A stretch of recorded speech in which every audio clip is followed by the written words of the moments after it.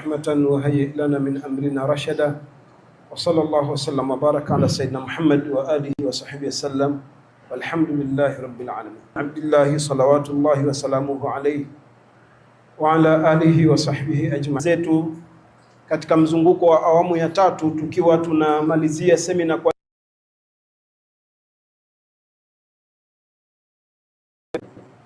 leo bi baraka wa taala, apendapo Mwenyezi Mungu, yani utekeleza ibada hii ya umra. Tukishamaliza tutatekeleza baada ya nafasi, tungesogea huku mbele zaidi, tukaacha nafasi tuje huku mbele zaidi. Sameheni sana ili tuweke sana, naona tabu kukushughulisheni, at least tupate nafasi ya kupita. Asanteni, Mungu akubarikini sana. Kwa hiyo asanteni, Mungu akubarikini sana. Kwa hiyo tunakwenda kwenye ibada ya umra. Tujiandae kisaikolojia pia, subra inshallah, au sio? Ibada ya umra tujiandae kisaikolojia pia, subra inshallah, au sio? Kwa hiyo Kaaba kwa namna, yani mfumo maalum wa kuitembelea nyumba hiyo kwa lengo la kujikurubisha. Njia unayoitumia wakati wa kwenda huko Maka, imefaradhishwa umra mwaka wa 9 baada ya hijra. Mtu hawajalazimishwa wakahiji wenye uwezo. Mwaka wa 9 Mungu akawalazimisha wenye uwezo wende Maka wakahiji. Itimizeni hija na umra, yani itimizeni hija na muitimize umra lillahi, kwa ajili ya Mwenyezi Mungu. Wala umrata, hawezi kufanya hija wala hawezi kufanya umra. Muhijie baba yako na umfanyie umra. Na hapa kuna dalili pia, mtume wajibu huo mpaka atekeleze. Aina za umra, ima mtu atafanya katika njia ya mufradatu, au atafanya katika njia ya tamattu, Mufradatu ndio hiyo wamesema ni haramu mwanamke kunyoa nywele aslan kama kaolewa. Kama kaolewa ni haramu, na wala sio kunyoa zote. Wanakupunguza sawa sawa kwenye kwenye umra ya tamattu'i, kwenye hija, kwenye umra mufradatu. Wengine wanapiga mahesabu ya mapato, yani kila mmoja wetu ukimuuliza kwa nini unaenda kuhiji, mwingine anakuambia bibi balie. Sote sisi bila ya kuzingatia umri tulionao tunakwenda. Hakuna jambo kubwa mbele ya Allah subhanahu wa ta'ala la Muislamu. Tunasema al-maghfira, sawa, kuomba msamaha. Unatamani uolewe, sivyo? Na mwanamme unatamani uoe. Kwa nini uolewe? Kwa nini uoe? Ni kwa sababu kwenye ndoa, na ndo Mwenyezi Mungu akasema litaskunu ilaiha, ili mpate utulivu katika ndoa. Jaangaza katika Qur'ani, wa huwa al-ghafurul wadudu, yeye ni mwingi wa kusamehe. Al-umra, ukenda hija ukaomba msamaha, kitu kikubwa anachokupa Allah, mfano mumeo au mkeo akikukosea, unajisikiaje moyoni mwako mumeo kakuomba msamaha? Yani hivyo, kwa sababu kitu msamaha kinajenga mapenzi. Kwa hiyo Allah tabaraka wa taala akajalia msamaha unaomuomba. Na kitu cha pili, ukiomba msamaha kinachopatikana ni Ghafurur Rahim. Yeye Allah ni mwingi wa msamaha na anawarehemu, anawasamehe. Kwa hiyo kumbe rehma kwa binadamu mbele ya Allah anaipata kupitia msamaha. Ukiomba baada ya kukupenda anakufanyaje? Baada ya kukupenda Allah anakutangazia siku ya Ijumaa katika kiwanja, yeni sitokasirika na nyie milele. Kama vile akikupenda, au mume wangu nimeridhika nawe, yani umemaliza maneno yote yanayokuja hapo ni vibwagizo tu, lakini neno kuridhika ni neno Allah kuliko hivi. Kwa hiyo tunakwenda kwenye ibada ya umra, tujijue kwamba sisi tunakwenda kuchukua vitu vya msamaha. Kama ulikuwa huna tabia kuomba msamaha toka huku, Sallam anasema umra moja mpaka umra nyingine ni kifutio cha madhambi yaliyofanywa. Fanya umra, Allah subhanahu wa ta'ala anamweka safi. Na hija na umra, Allah subhanahu wa ta'ala anamweka safi. Na hija na umra fa innama yanfiyani al-faqra wadhunuba, kwa sababu chuma wadhunuba, kwa sababu chuma kwenye moto akakisafisha, ndivyo Allah kwenye moto akakisafisha, ndivyo Allah subhanahu wa ta'ala wal hajjul mabrur la subhanahu wa ta'ala wal hajjul mabrur laysa lahu jazaa'un illa al janna au laysa lahu jazaa'un illa al janna au laysa lil hajjil mabrur thawabun illa al janna fashuddu lil hajjil mabrur thawabun illa al janna fashuddu rihala ila al hajj wal umra, basi rihala ila al hajj wal umra, basi fungeni safari muikusudie hija na fungeni safari muikusudie hija na umra, fa innahu kamwezi wa Ramadhani umra, fa innahu kamwezi wa Ramadhani, basi fadhila zake ni sawa sawa umehija. Sallallahu alaihi wasallam anasema umratun fi ramadhana ta'dilu hajja, yani ta'dilu hajja, yani inafanana, yani kiwango chake inafanana, yani kiwango chake mfanano wake ni sakumvaze, yani unaweza au mfanano wake ni sakumvaze, yani unaweza au thawabu zake kama hija pamoja na thawabu zake kama hija pamoja na mtume, yani uhiji na mtume sallallahu alaihi wasallam ndo sawa na mtume, yani uhiji na mtume sallallahu alaihi wasallam ndo sawa sana kuhiji kwenye, sio sana kuhiji kwenye, sio au nile kwenda hija pamoja na mtume. Aljawabu naam, au nile kwenda hija pamoja na mtume. Aljawabu naam, lakini bora wewe uende hini, bora wewe uende hija, kwa sababu kwenda hija kwa mwenye hija, kwa sababu kwenda hija kwa mwenye kufanya umra, kufanya umra kwa idi kuliko kukimbilia kufanya umra, kwa idi kuliko kukimbilia kufanya umra katika Ramadhani, kwa katika Ramadhani. Kwa nenda hija na umra moja kwa moja, kwa nenda hija na umra moja kwa moja, kwa sababu kenda hija utakenda hija na umra kuliko kwenda ikesha ukaondoshe wajibu wote miwili. Sharti za umra. Umra ni ibada ambayo ina sharti za umra. Umra ni ibada ambayo ina sharti kuta ziko saba, sharti kuta ziko saba, wengine ukazikuta ziko sita, utofauti wao ni sehemu, wengine ukazikuta ziko sita, utofauti wao ni sehemu. Ya umra kuifanya asiyekuwa Muislamu, ya umra kuifanya asiyekuwa Muislamu, hata kama atafanya haisihi na haikubaliwi, hata kama atafanya haisihi na haikubaliwi. Kwa hiyo ili uweze kukubaliwa ibada yako, au zimetoka nusu nusu, kukubaliwa ibada yako au zimetoka nusu nusu, kwenye sheria inaitwa ma'tuun anhu, yazimo sawa. Huyu au yule ambaye hana ma'tuun anhu, yazimo sawa. Huyu au yule ambaye hana moja kwa moja, hawa wote wawili mda ambao hawana akili. Kuna wengine wote wawili mda ambao hawana akili. Kuna wengine Allah kawapa mtihani hawana, yani akili zipati dhambi, kwa sababu hana kipimo cha kupimiwa ili apewe thawabu.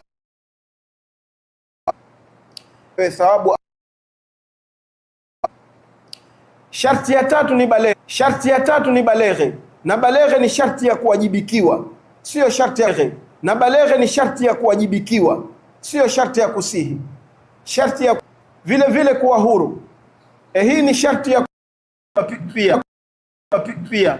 Aliyekuwa mtumwa akifanya hija yake umra, aliyekuwa mtumwa akifanya hija yake umra yake inasihi, naamu inasihi, hali na wa kiafya na kwenye uwezo, ndo wanawazuoni hapa hii sharti ya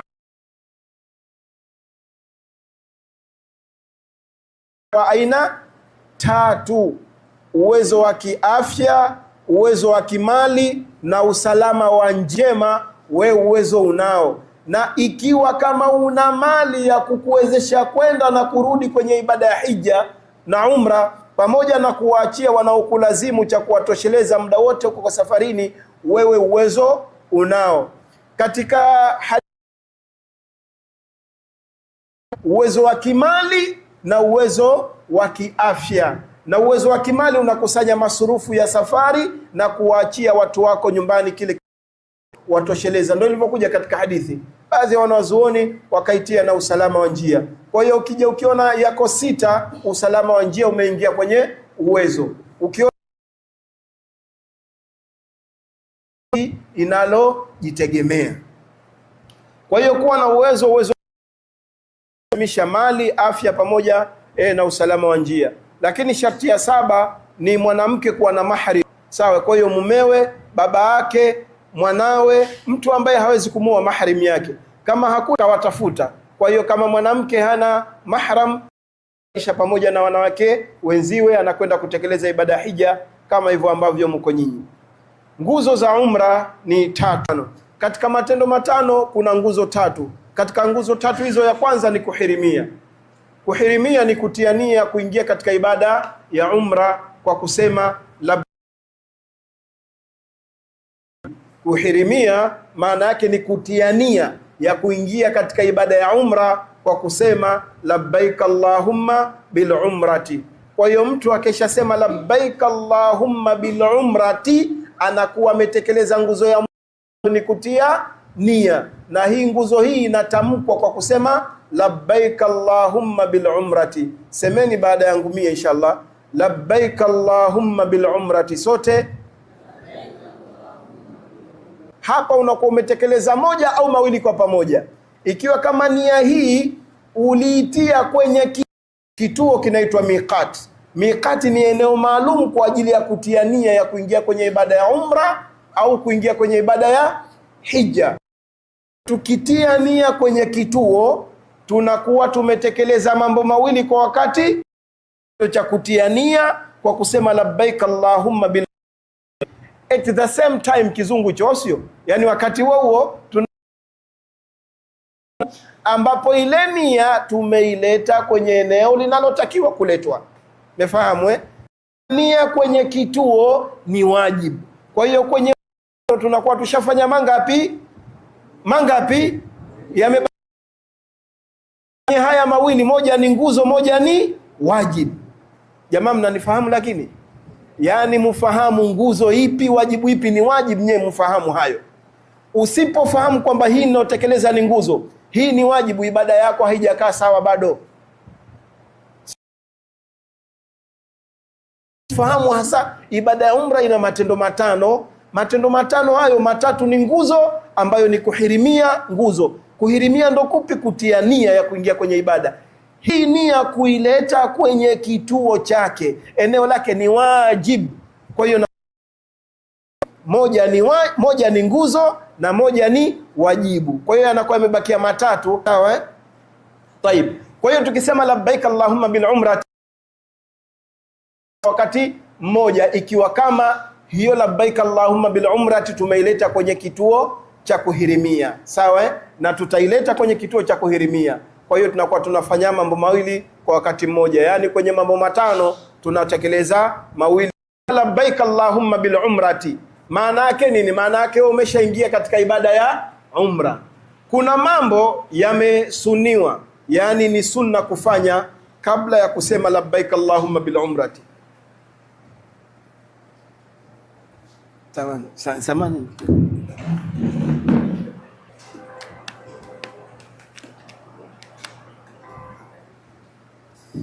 Samanini haya, yani kabla hujaenda kwenye kituo cha kutilia nia, unayapa na sehemu za siri na kupunguza sharubu kwa wanaume. Tabani wanawake kupunguza nywele za sehemu za makwapani pamoja na kupunguza sharubu kwa wanaume. Ndevu hazijatajwa jamani. Haifai kwa mwanamme kwenye ibada ya hija na umra kunyoa ndevu, haifai. Miongoni mwa tofauti, ukiacha ndevu, wanasema katika maumbile ya Mwenyezi Mungu aliyoyaumba ni hayo. Mambo ya maumbile ni matano. Wakataja jambo la kwanza ni katika maumbile kupiga mswaki. Ukimwona mtu asubuhi meno, yani kakimbia kwenye maumbile aliyoomba Allah. Allah katika maumbile aliyoyaweka ni kupiga mswaki. Hivyo yani hapo sisemi chochote, mshanifahamu Jambo la 4 ni kupunguza masharubu. Fitra ya Allah subhanahu wa ta'ala ameiweka katika viumbe wake. Tunapo kwenye kusoma elimu kubwa, elimu fitra, wengine wanasema ni wajibu kuzitekeleza kama zilivyo bila kupunguza, lakini tunasema kwenye hii ibada ya hija na umra, Mtume anasema kuweni kutoka kwangu utekelezaji wenu wa ibada ya hija na umra, na Mtume alivyotekeleza hii ibada, Mtume Muhammad sallallahu alayhi wasallam. Kupiga mswaki vizuri, na wanawazuoni wameeleza mpaka aina ya upigaji wa kutumia. Ni makruhu kupiga mswaki kutumia miswaki migumu, ni makruhu kwa sababu Unatakiwa utafute mswaki mwepesi, na hapa kule kuna mti ambao mtume alikuwa anautumia kama alivyofanya mtume, na hakuna ubaya kutumia maajun. Maajun ni dawa za yako uliyoizoea, unatia, yani hamna tatizo. Tunafaelekeza madaktari kwa kupiga, sijui mnahitaji vertical, sijui ndio hivi, sio sehemu zako za siri vizuri. Tabani unajikata kucha, ukishajikata kucha unanyoa mara 3 kichwani, mara 3 kulia, mara 3 kushoto. Lakini hakuna tatizo kama mtu kazoea kukoga kwa udhu, kisha unakoga au unakoga kisha unatia udhu. Kujitia manukato, mtiania, haya ni mambo ya sunna kuyatekeleza. Vile vile aliyosuniwa kabla ya kuhirimia, mambo haya yote afanye vizuri, na ndivyo tutakavyofanya. Tukishafika Madina, siku ya kuondoka kuelekea Maka, kwa kujinasifisha ushafika, tutapeana tu semina kwamba kila mmoja atafanya kwa mshida maisha yenyewe, na kwamba kila mmoja atafanya kwa mshida maisha yenyewe mafupi. Sawa, tunapeana mafupi. Sawa, tunapeana semina. Tukishapeana semina, basi mtu unafahamu semina. Tukishapeana semina, basi mtu unafahamu mwenyewe, unajipangia zile ihram, zile ihramu. Inshallah ustadhi atatuonesha namna ya kuvaa, defisha vizuri namna ya kuvaa, defisha vizuri hapo. Je, tunazivaa vipi hizo ihram? Hapo je, tunazivaa vipi hizo ihram? Ihramu unaivaa kama unavovaa msuri au kikoi. Kuna wengine wazoea kuta imepanda shuka ile. Sasa vipi utavaa ili sionekane panda shuka? Panda shuka. Na wanawake unavaa mavazi yenu ambayo mutaelekezwa na uongozi wa kike. Sasa ushafanya yale, ushavaa ihramu zako, ushavaa nguo zako vizuri, upo katika itamwajibika zako vizuri, au atafunga siku 3 yoyote katika mwili wako. Haya unatakiwa uyafanye kabla ya kuhirimia. Ukesha hirimia ni haramu. Nisema katika kuvuta ndevu, kwa wale ambao hadi ya ndevu kwa kuzinyofoa. Yetu kina mama wanapenda kula kucha, hazijawafanya kosa lolote, yani wako anazishambulia tu hivi. Yani ukija ukishambulia, kutia na kujipaka manukato mwilini au nguoni, na hii ni kwa hirimia. Haramu kujitia manukato, haramu nguo za ihramu kuzitia manukato. Atakaye kuposwa, usiposwe wala usitangaze nia.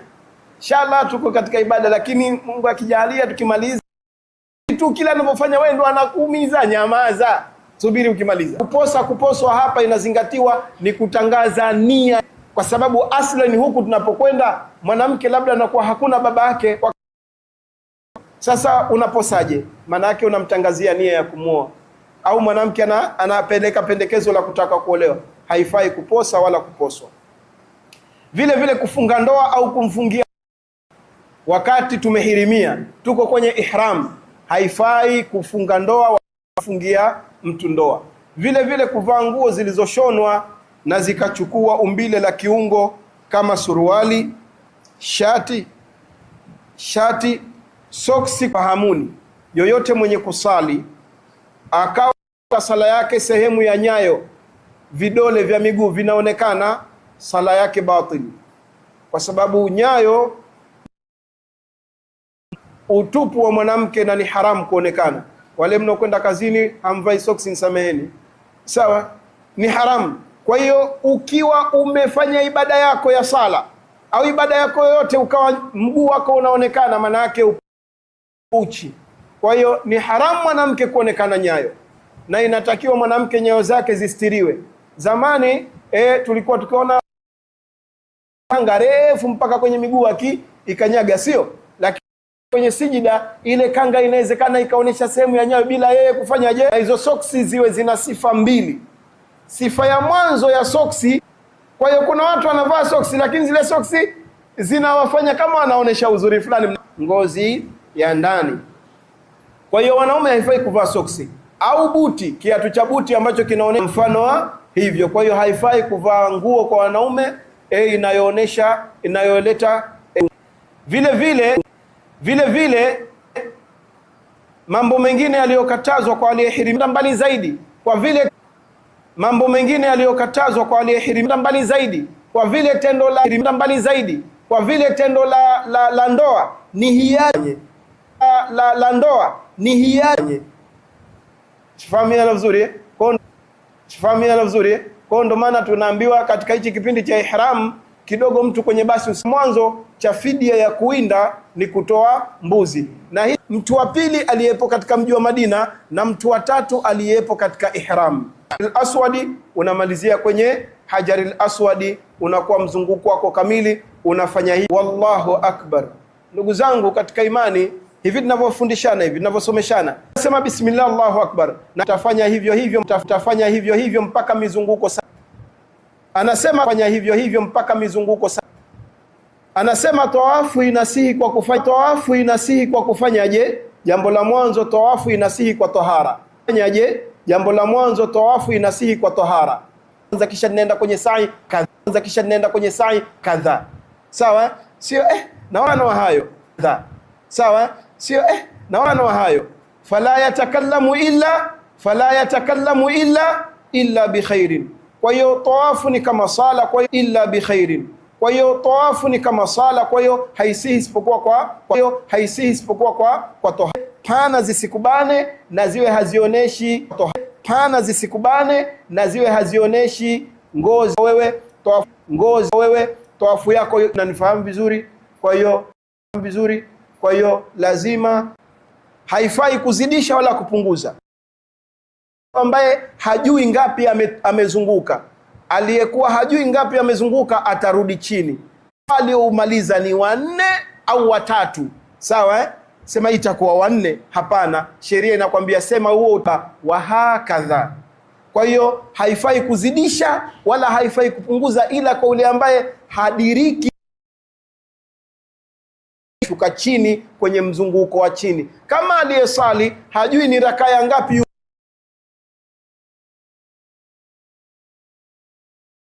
atakayoianza, hajui ya 3 ya 4, hii nayoienda, hii nayokwenda nayo, hii ya 4 au ya 3. Vile kulipa alkaaba ubavu wa kushoto wakati wa kutufu, anayelipa alkaaba ubavu,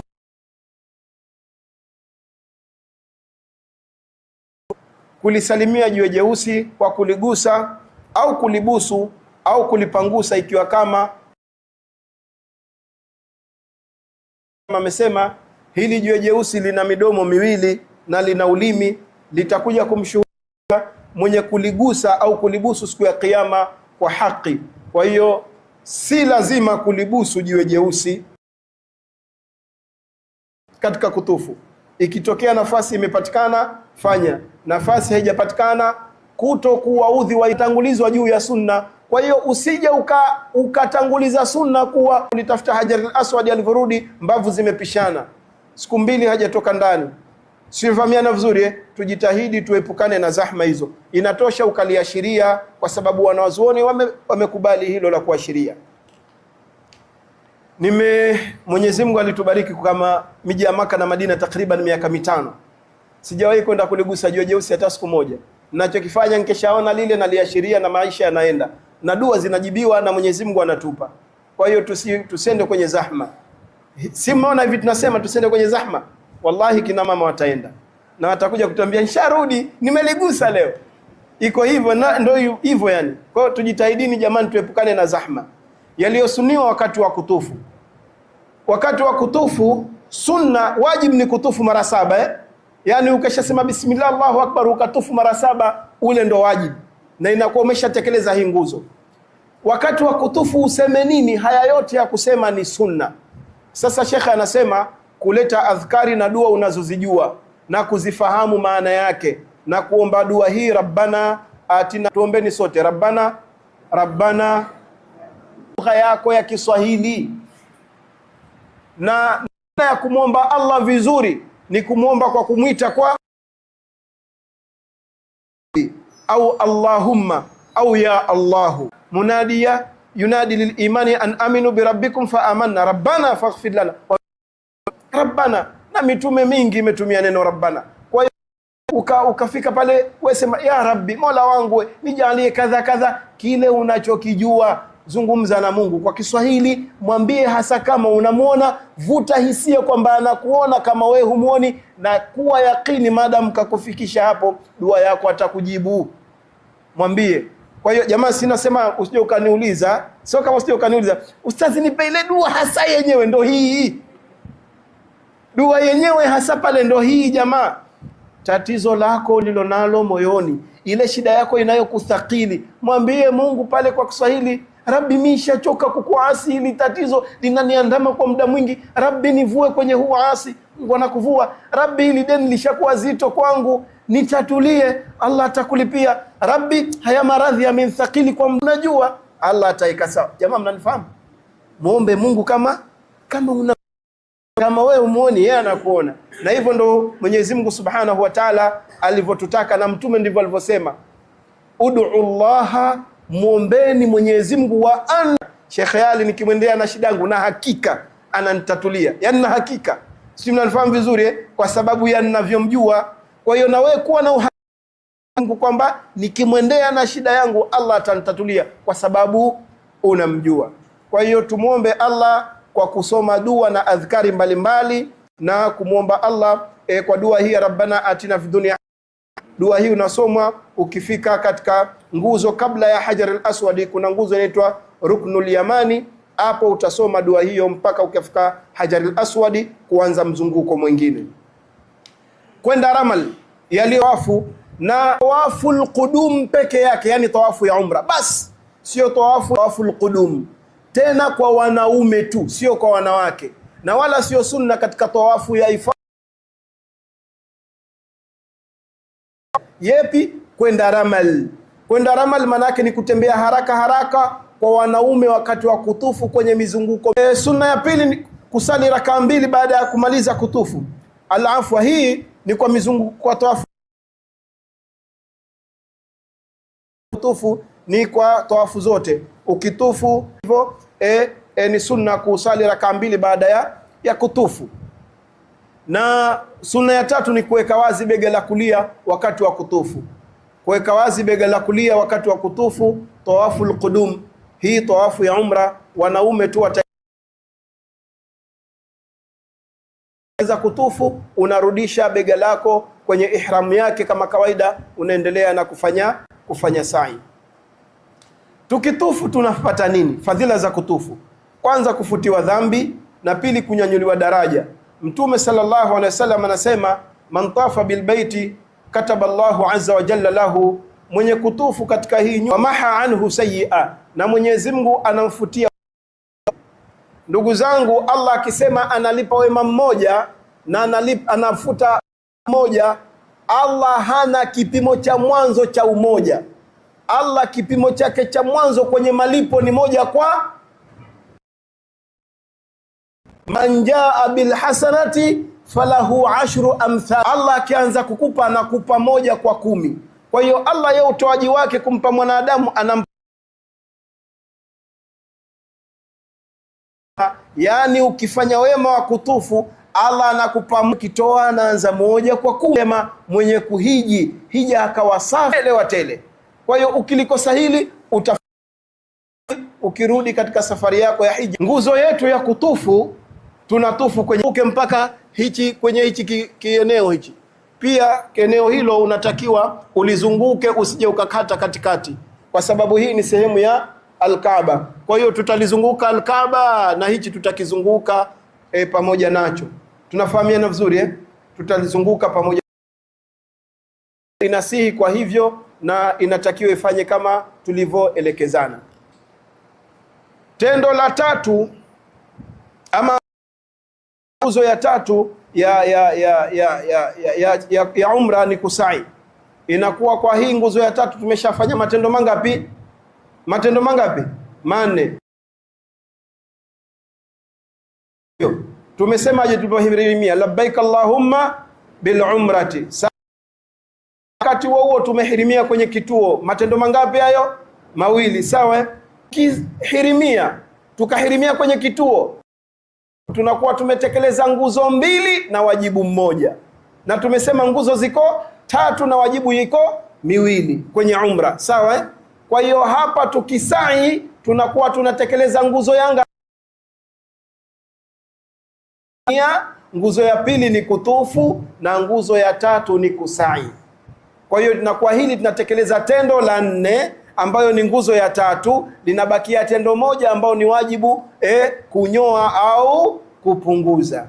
Kwa hiyo tunasema hii ni nguzo ya tatu ya umra, na kusai maana yake ni kwenda baina ya vilima vya Safa na vilima vya Marwa.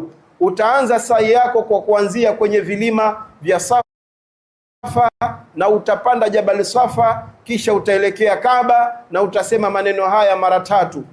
Haya maneno tunayoyasema nitasema na we utaitikia, kisha utajizoesha kuyahifadhi. Kia hujayahifadhi, sababu haya maneno tunasoma sisi misikitini humu, tumezoeshwa na walimu wetu baada ya sala ya alfajiri, Shay'in Qadir, tunayasoma kila siku. Imetokea huyajui, hakuna tatizo, tukifika kule tunakukaririsha mara tatu, kisha tunakwambia omba dua, kazi inaendelea ama ibada inaendelea. Kwa nitayasoma mara moja, utaitikia, kisha la ilaha illa Allah wahdahu anjaza wa'dahu wa nasra abdahu. Utaomba dua ukishamaliza. Baada ya kusema maneno hayo, kwa kwenda Safa na Marwa, kwa kuanzia hapo Jabal Safa na kumalizia Jabal Marwa, huko mliko ndo Safa, sawa, na huku niliko mie ndo Marwa. Alkaba yetu iko upande huu. Mfano, tunatoka tunapanda zetu Safa, tunaelekea Alkaba, kisha tunatoka huko tunakuja huku. Hapo ulipo ni zero, au sio? Hujaanza kitu. Ukitoka huko ukija huku kwenye Safa unaelekea Alkaba, unasoma ile dua tulosoma kwa pamoja, sawa? La ilaha illa Allah mpaka mwisho mara tatu. Unatoka Marwa unakwenda zako Safa. Ukifika kule inakuwa ni ya ngapi? Ya pili. Unafanya kama ulivyofanya mara ya kwanza, unaelekea Kaaba, unasoma ile adhkari, unaomba dua, kisha jamani, msione tabu jamani, samaheni wazee wangu. Yani hapa atakuja kwenye utekelezaji huyo wiki inayokuja nini, lakini hii kwenye hii elimu hii hivi kukwambia ya ngapi hiyo, wallahi itakusaidia mwalimu. Kwa hiyo sione tabu kusema, ndio semina yenyewe hiyo. Kwa hiyo huko tuko ya pili, tunatoka Safa tunakuja zetu Marwa. Ya ngapi hiyo? Ya tatu. Tunafanya kama tulivyofanya mara ya kwanza na ya pili, kwenye kuelekea Kaaba na kuomba dua. Tunatoka Marwa tunakwenda zetu Safa. Ya ngapi hiyo? Ya nne. Tunatoka kule tunakuja Marwa. Ya ngapi? Ya tano. Tunafanya vile vile, tunatoka Marwa tunakwenda Safa. Ya ngapi? Kwa hiyo nini maana yake? 1, 3, 2, 4, 6 zote zitakuwa wapi? Safa. Kwa hiyo ukiwa una hakika ushakwenda Marwa, lakini hilo kuja Safa ni ya pili au ya nne, hiyo itakuwa ya pili hiyo. Kwanza nishakwenda kule, lakini hii ya ngapi? Hiyo itakuwa ya pili. Usije ukasema ya nne kumbe ndo ukahisi sio kilomita 3, masafa kama. Kwa hiyo mita 500 ukawa na nyingi na mzunguko wa mita 500 mara 7 unafanya sawa. Sasa ukaona ushaenda, kwa hiyo ukija ukijiona uko Safa, hiyo ya pili hiyo tena utajua wewe. Kwa hiyo ndio maana hapa hakuna tatizo, utakuwa unaulizana na wenzio ya ngapi hiyo. Hii ya kwanza, tuko Marwa tunaenda Safa. Wakati wa kwanza kupanda kwenye Safa, pale unapanda tu kwenye Safa na Marwa, unasema inna safa wal marwata. Hii ni kwa ufupi, lakini ule ambaye anayeweza kuisoma aya yote hii, faman hajja albayt, yote ni khairi. Aliyekuwa hawezi, basi mpaka hapo inna safa wal marwata, kisha tutaelekea Marwa. Tukishafika Marwa, tukianza kupima, tutaleta haya maneno, hii aya ya Allah, inna safa wal marwata min sha'airiza, na sote tunakuwa tunachungana ili tuwe pamoja ya data. Sunna ya pili ni kwenda matiti, yani kwenda mbio mbio baina ya alama ya alama alipokwenda Safa na Marwa. Kuna maeneo ya bonde karibu ya kupanda vilima vya Safa au karibu ya kupanda vilima vya, au akishuka Safa kuja zake Marwa alikuwa anakwenda mbio. Sasa maeneo hayo na kuomba dua wakati wa kusai, na hapa ni dua makbuli. Dua makbuli, omba dua zako, mtaje Allah subhanahu wa ta'ala, na hakuna tatizo lolote hapo. Ukikuta alama hii ya kijani mwanamme, hapo unatakiwa uende matiti, yani uende mbio mbio kidogo. na wanawake haifai kwenda mbio mbio, ukajikuta tuna huyo unaongoza na au sije ukafanya hivyo. Wewe unatakiwa uende taratibu, watawafu ya umra bas, ila hawa wanakosa kupunguza wafu ya umra bas, ila hawa wanakosa kupunguza. Kunyoa au kupunguza kwenye ibada ya umra ni wajibu. Kunyoa au kupunguza kwenye ibada ya umra ni wajibu ili kukamilisha umra yako. Na kwa wanawake haifai kunyoa, bali juu yao ni umra yako. Na kwa wanawake haifai kunyoa, bali juu yao ni kupunguza tu nywele jamani. Kwa hiyo zitakamatwa za nchani hizo zimepatikana, alhamdulillah. Hivyo yani bado tuko katika hatujamaliza ibada. Hivyo yani bado tuko katika hatujamaliza ibada, na haifai kukata nywele, Kwa hiyo haifai mtu kujikata mwenyewe, bali ni ruhusa mmoja kumkata mwingine. Shekhe atanikata mimi au mimi mwingine. Shekhe atanikata mimi au mimi nitamnyoa yeye na yeye atanyoa mimi, wa hakadha. Lakini mtu hapa tunaona wamemaliza ibada yao ya sa'i, sawa wamemaliza ibada yao ya sa'i, sawa wamemaliza tendo lao la sa'i, nguzo yao ya tatu ambalo ni tendo la sawa wenye kufanya umra, kumbukeni tulipozungumza aina ya umra, tulipotaja umra tutamat, sawa ili aje anyoe mwezi 10 baada ya kumaliza utekelezaji au katika utekelezaji wa matendo yake ya hija Tanbihi, mwenye sijasikia ya mwanzo.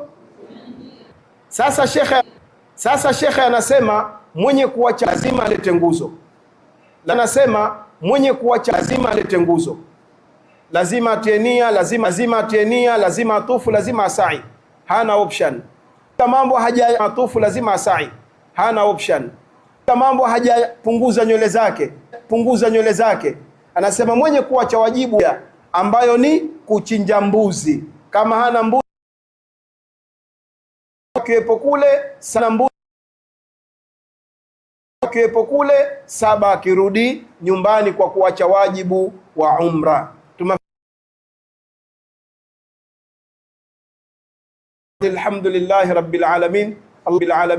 Allahumma ij'alhu hajjana hajjan mabrura wa sa'yana sa'yan. Allahumma ij'alhu hajjana hajjan mabrura wa sa'yana sa'yan mashkura lan tabur.